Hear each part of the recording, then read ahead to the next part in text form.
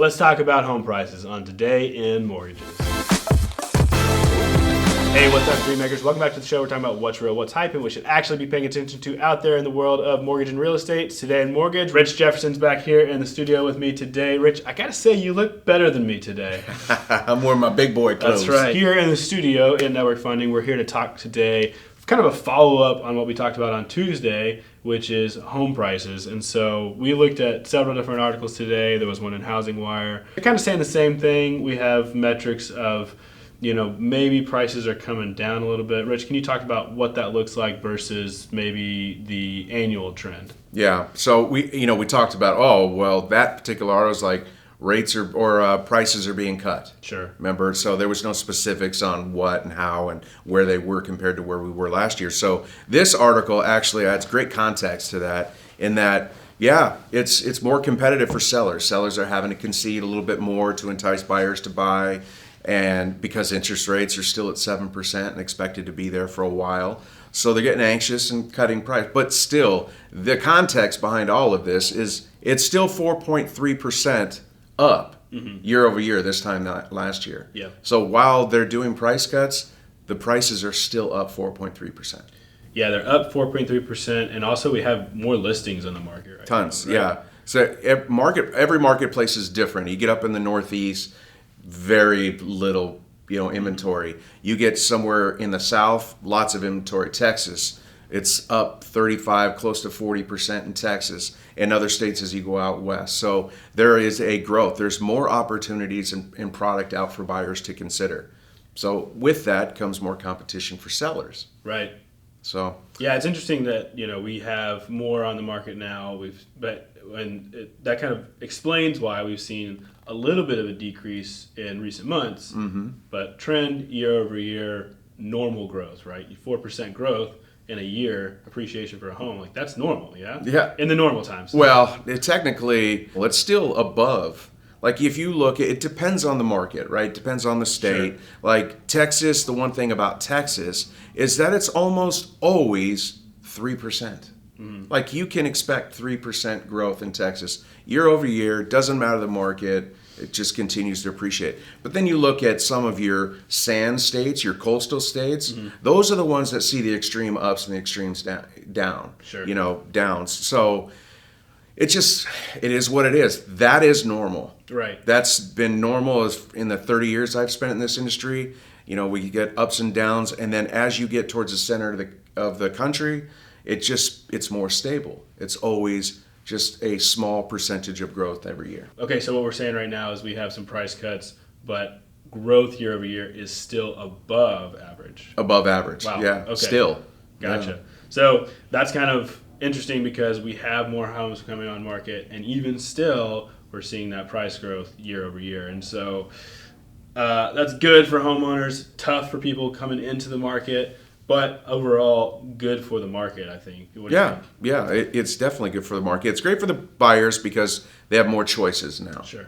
And it's healthy for the sellers. The sellers have gone through a great time. It's been a seller's market now for 4 years, and that's why we saw a lot of appreciation happen. Well beyond. I mean, you start to see 40% appreciation in 18 months. That's not healthy. Right. That's not healthy for any market. Right. And so now we're just in, like I mentioned before, we're in a normal business cycle, more normal. Sure. We're not quite normal, but we're more normal. And that's healthy for buyers because they're struggling because of high interest rates and the high sales prices. The last thing they want to do is have a 7% interest rate and a property that is appreciated, 30% in the past 18 months. Exactly. That's not healthy. Definitely. And so I think what is kind of important to focus on here is there's still some people out there that think like we're in this bubble that's going to bust, prices are coming down, run for the hills, whatever. That's not true, right? Well, there's always the real estate bubble people, just like the stock market, there's always going to be people thinking about that. And the difference here is the demand is still so high. The young population, the younger population, they want to buy. Still, we've mentioned this 100 times, Michael. Americans want to own homes. Right. And when you don't have enough homes and you have high demand, that's what drives the price up. And that's what we've experienced at the beginning of COVID and even up until today, just not as extreme today.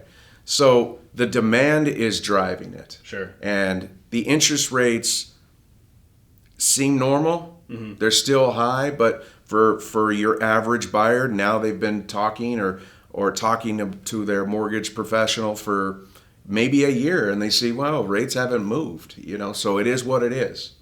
And they're just deciding homeownership is more important to them than a temporary interest rate. Right. Yeah, definitely people want to get in homes. Those rates maybe tamping that down a little bit. They're not in a buying frenzy like we were when we had 3% rates. Yeah. As professionals, obviously, we just need to be talking through those decisions with them, making sure they're in the right place, preparing them for the realities of the market, and keeping abreast of all this news, but also trying to tamp down some of the doom and gloom news that's out there right now. Because that is super popular right now. Doom and gloom always gets clicks and attention. So, but the reality in the streets is that it's still hard for buyers to find the right properties.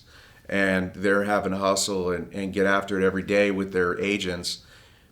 That's not going to change anytime soon because we still have a housing shortage. So it's interest rates may fix that. But, I think about during that COVID period where everyone was rushing to get out of apartments and condos and own their own properties, and interest rates were so low. The difference there was it wasn't that it was less expensive because of the interest rates, because while maybe the rate was 3%, they were bidding 10% over asking price. Sure. And that's not something that can be financed. That's out of pocket. Sure. So that's just like paying a higher interest rate for that property. The difference is that's permanent. That price you paid is permanent. So while your rate was low, you came out of pocket 10% over asking price to win the deal. That's like a bunch of prepaid interest you just sent out there. But that's a permanent thing. That's your purchase price forever. Yeah. The interest rate's temporary. Yeah. So at least now buyers, even though the rates are high, if they qualify, they're able to negotiate. They have more negotiating power with sellers. Yeah, then that's definitely a big win. So it's important to pay attention to that. It's important to talk to your people about that. Make that comparison that Rich just made, because 10% is generous. And we were seeing insane numbers, like 30% higher. Sure. Let's ask over asking $80,000 on top of a $400,000 listing. I mean, you're talking about 25% there. So it's pretty nuts. So that's what we're talking about today. That's some pro advice. Rich, if people are out there and they're interested in knowing more about how they can be more pro in their business dealings, more pro in how they're presenting to their customers and their clients and their borrowers, click that grow link below. We'll get you all the information you need to know about being part of the best network in mortgages. Rich, anything else you have to say on this? I think we beat this one up enough this week. This is a good one. I didn't like that first article, and this one just gave a little more context to it. So I'm glad we're addressing this one today. Yep. All right. Well, cool. Thanks so much for being here again in studio with me and Rich. And thank you, everybody out there, for watching, listening, wherever you are. We appreciate you, and we'll see you next time on Today in Mortgages.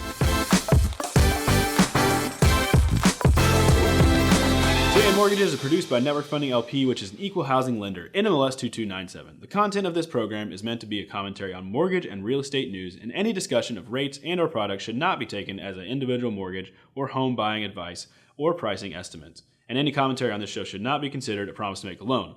All applicants for a loan must qualify, and you should consult a professional regarding your individual loan scenarios for your financial situation. Visit our website at nflp.com/licenses for all state licensing and other legal information.